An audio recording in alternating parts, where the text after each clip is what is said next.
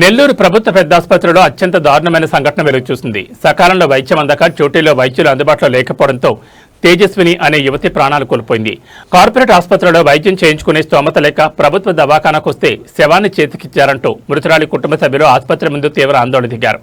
ఆదివారం రాత్రి తీవ్ర అనారోగ్యంతో బాధపడుతూ నెల్లూరు జీజీహెచ్లో చేరిన తేజస్వినికి సరైన సమయంలో అత్యవసర చికిత్స అందించడంలో వైద్యాధికారులు విఫలమయ్యారని బాధితులు ఆరోపిస్తున్నారు. డ్యూటీ డాక్టర్లు అందుబాటులో లేకపోవడమే ఈ ఘోరానికి కారణమని మండిపడ్డారు. రాత్రి 12 గంటల నుంచి తెల్లవారుజామున 3 గంటల వరకు ఆసుపత్రి ఎదుట మృతురాలి బంధువులు స్థానికులు బైఠాయించి నిరసన తెలిపారు. సమాచారం అందుకున్న పోలీసులు సంఘటనా స్థలాన్ని చేరుకుని ఆందోళనకారులను అదుపు చేసేందుకు యత్నించారు. ఈ క్రమంలో పోలీసులు మరియు మృతురాలి బంధువుల మధ్య తీవ్ర వాగ్వాదం తోపులాట చోటు చేసుకోవడంతో వాతావరణం ఉద్రిక్తంగా మారింది.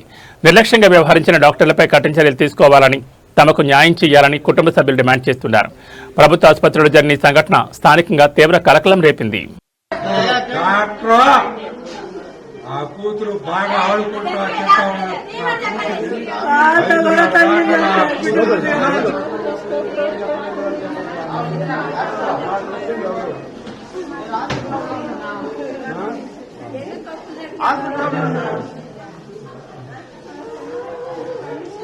అక్కడి నుంచి తీసుకోవాల్సింది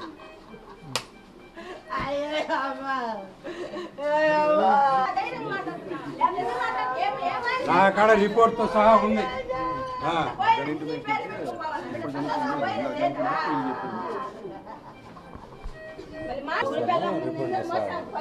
బయట తీసాడు, రిపోర్ట్ ఇచ్చాడు.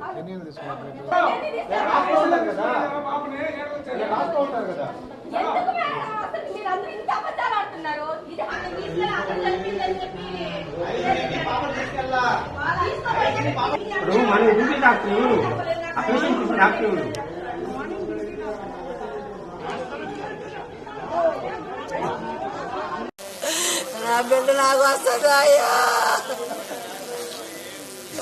ఒకరంతా నాకు అనుకోలేదు.